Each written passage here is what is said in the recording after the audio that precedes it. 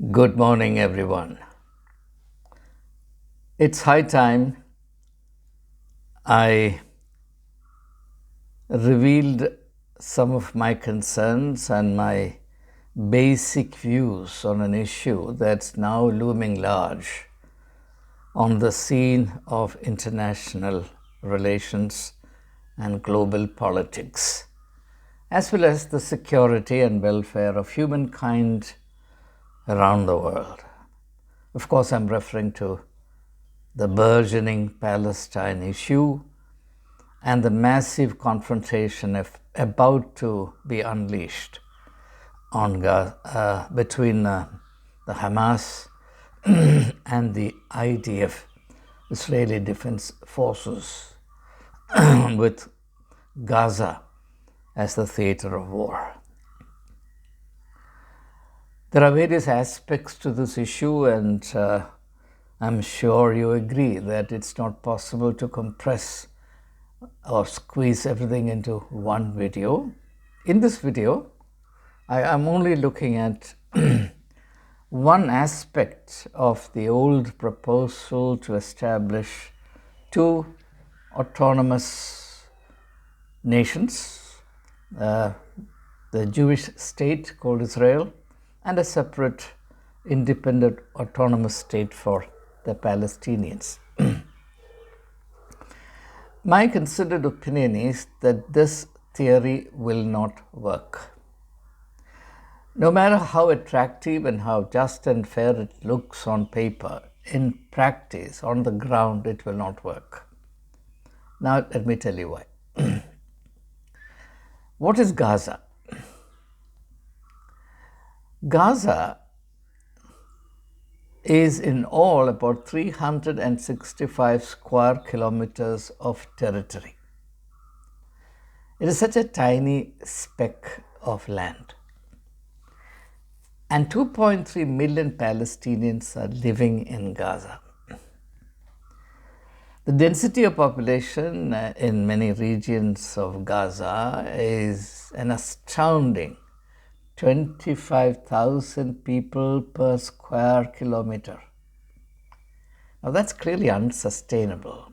There's not enough land to sustain the people.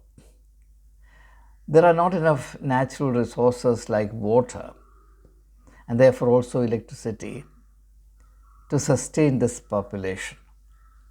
Just imagine a situation in which 85% of the electricity that the people in Gaza consume is supplied by Israel. And Gaza is equally dependent on Israel for drinking water. You tell me, how would a state become viable when there isn't enough land, there is not enough water, and it cannot produce the electricity it needs? It certainly cannot produce the food it needs to feed the people. People in Palestine are actually living off the support of people beyond their borders. It's unthinkable, at least it is not clear to me, how a viable state can be created there. Now, there are two problems associated with what I've described so far, and these two problems play in the present Hamas IDF imbroglio or face-off. First is, and this is something not being talked about, and that's the reason why I need to mention this. Those of us who are familiar with even the rudimentary principles of behavioral psychology, we know that when a people are squeezed together in a very, very tiny spot with inadequate space for individuals, they become violent. This is something very clearly established through the study of animal behavior. For example, you take two cages, one small and another large, and put equal number of rats in both. In one cage, the rats have plenty of space to move around, and in the other, they have hardly any space. You provide this equal number of rats with the same amount of food so that they don't lack food or water, whatever. You will find the rats kept in the tiny cage become violent and they attack each other. They attack each other not because they're ideologically different or they're different in terms of race and religion or language. They attack each other, they become violent simply because they don't have enough space. Now, people living in the Gaza Strip are like these rats, if you like. Forgive me for using this analogy. I don't mean any disrespect, but it's only an illustration. That are squeezed together in a tiny cage. It's an arrangement that can only produce violence. So, psychologically speaking, people living in Gaza have a psychological need to indulge in violence. This explains adequately why a violent movement like the Hamas has such great popularity and wide acceptance among the Palestinians living in this region. Now, the statement that President Joe Biden makes that the Hamas does not represent the people of Palestine or Hamas is completely wrong. The Hamas does represent. The Hamas came to power only through the ballot. Elections have not happened for a long time there, I know that, but the popular support that the Hamas enjoys among the people of Gaza is ironclad. And this is something that will come to light when the Gaza operations begin. No resistance movement, or if you like, no terrorist movement can survive without tremendous popular support. As of now, the Hamas and the people of Gaza are one, and it is stupid to think otherwise. I'm not blaming anyone, I'm simply making an observation based on established principles. This is a time for us not to take sides, it's a time for us to think clearly and objectively. It's a time for us to tell the truth, even if that's not a popular vocation. So there is this inherent problem which nobody is addressing, that it is impossible for 2.3 million people, and the population is increasing. Now, please mind the fact that 50% of the people living in Gaza are young people below the age of 18. That's an astounding demographic fact, which means that the population of Gaza is increasing very fast. So, if Gaza seemed a viable geo-economic unit of human habitation in 1948, over a period of time, gradually it has been becoming completely unsuitable and certainly inadequate for the viable existence of this people group. And the situation will only aggravate in the days ahead, given the demographic composition of Gaza. So, even without any Israeli provocation, even without the wire pulling of international political players, tensions in Gaza are bound to increase steadily, even exponentially, given this sheer physical fact that it is unviable. It cannot continue like this. It's a system, it's an arrangement designed to breed violence, and violence will explode. What happened on the 7th of October is nothing but a logical outcome of the reality that I'm trying to describe here. The second aspect of this problem, which reinforces or complements the first that I've mentioned just now, is the huge and provoking contrast between the living conditions of the two neighbors. People on the Israeli side of the border have a quality of life which is enviable. And people on the Palestine side of the border are living in misery, in deprivation, in conditions near destitution. And this very contrast is provoking, even if there is no incursion, even if a single a shot is not fired from Israel across to Gaza. People living in Gaza are continually aware of this, and they compare their predicament with that of their neighbors living in Israel. And it is a comparison that can only breed resentment, volcanic resentment. It's another matter that the Israelis are hardworking, they are progressive, they have the genius to develop, and they have done exceptionally well for themselves. There was a time when Israel was dependent on foreign aid to a certain extent. Now the situation is that Israel does not need a single dollar. It is a completely viable, self-sufficient and strong economy. It's a leader in world technology. That's one of the reasons why even other Arab countries are very open and in fact keen to build relations with Israel, because they know that it will be beneficial for them.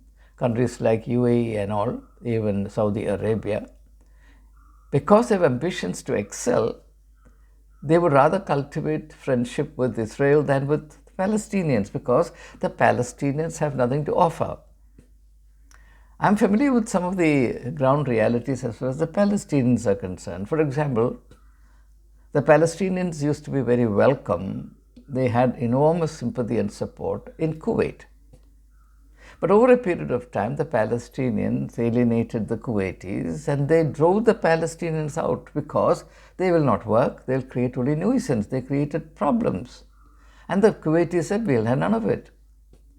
The same is true about Palestinians everywhere. I'm not saying this in order to cast aspersions on anyone. This is a fact.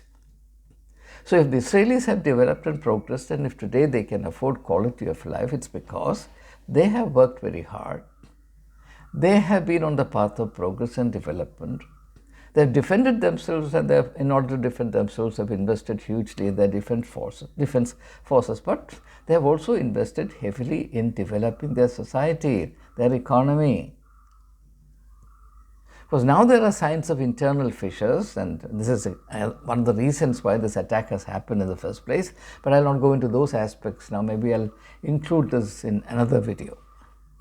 So I have flagged two important issues. One is the issue of the unviability of the Palestinian state in this limited territory of Gaza, even including the West Bank, which are separated. It's almost like Pakistan in olden days, West Pakistan, East Pakistan. History has proved that this kind of layout is unsustainable. Therefore, Pakistan became two, and that bred enormous malice. And the India-Pakistan conflict has been kept boiling ever since, to the only predictable result of the complete disarray of Pakistan. Today, Pakistan does not know where it stands. The plight of that country is very pathetic. Again, that's subject for another day. So, the fact that Gaza as an independent state is unviable. Gaza plus the West Bank as an independent state is unviable. This is my considered opinion. The second issue that I have flagged is the enormous contrast, the heart-burning contrast between the predicaments of the Palestinians on the one side and the Jews on the other side. One group is wallowing in misery, in near destitution conditions, in utter insecurity, in total disarray. The other side is burgeoning, blossoming, flourishing. They're becoming the envy of the world. This very contrast creates problems. And because people in Palestine, people in Gaza cannot think positively and develop themselves, and come on par with their neighbors. All that they can do is to try and bleed Israel. Unfortunately, that's how perverse psychology works.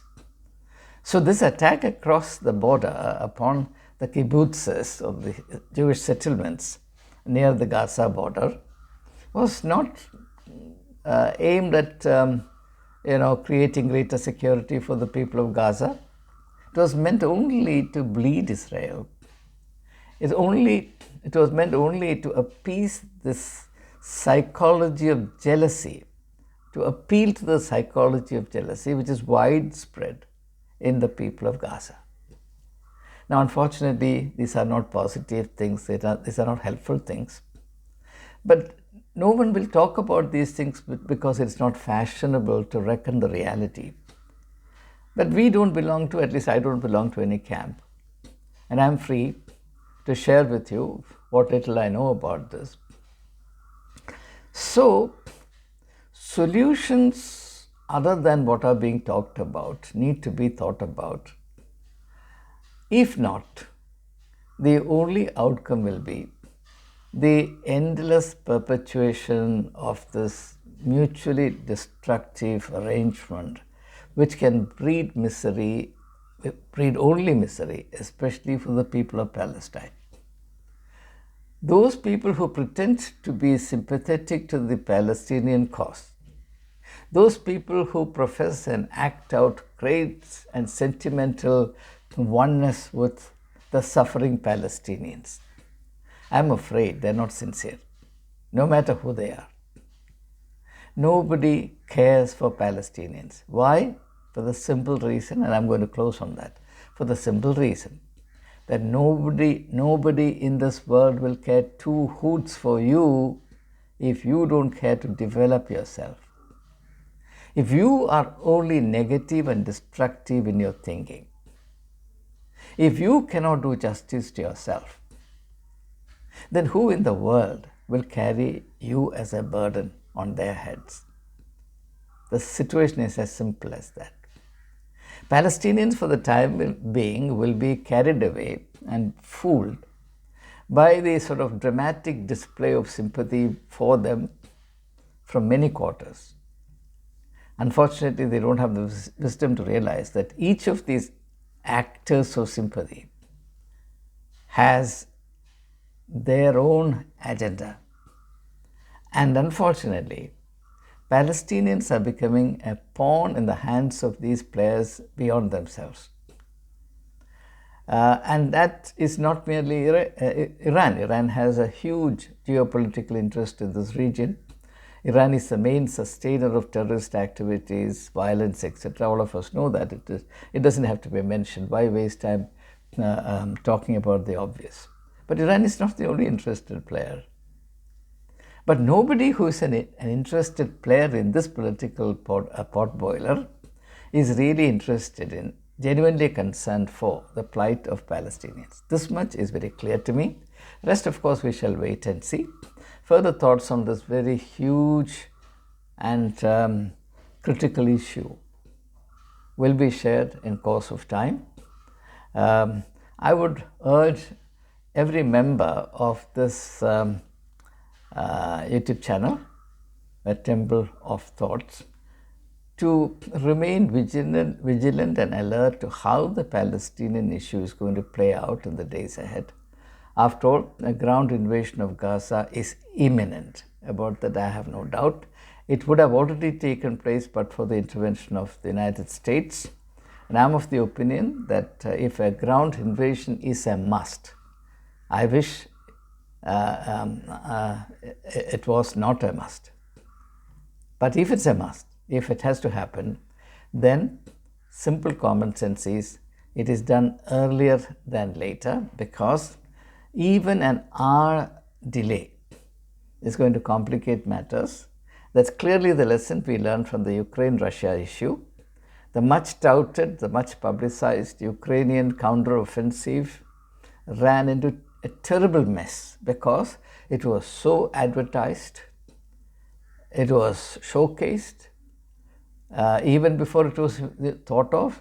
I mean, I can't think of such a a colossal stupidity in the history of warfare, where it is agreed by common consent that the element of surprise is vital for effectiveness in military campaigns. Here you have a kind of industrial unleashing of publicity about the prospective steps to be taken by the counter-offensive army. It's unheard of. The same mistake is being repeated in this context also, which only gives to the enemy, if you like, I don't consider it even to be an enemy, but that's how the world sees it, the other party, the opportunity to create enough defenses and to make the work of the incoming army as difficult and as bloody as possible. So the only gain in all this will be that more blood will be spilt, more lives will be lost, more damage to infrastructure will happen, and ultimately the lesson of history tells us nothing will be achieved, mark my words, nothing will be achieved through any of these campaigns. For the time being, the campaign will prove successful because of the enormous military might of Israel, but in the long term, it will be back to square one. The drama will begin all over again in our own lifetime. So it is an adventure that's headed nowhere, but again, we shall wait and see. So that's by and large my preliminary thinking on this globally significant issue. It's going to affect every one of us, and therefore there is no point in pretending indifference as a virtue. Every one of us is concerned. We all will be affected one way or another. It has even the potential to become a global conflagration. That's the reason why we need to keep our eyes open and our minds working. Thank you very much.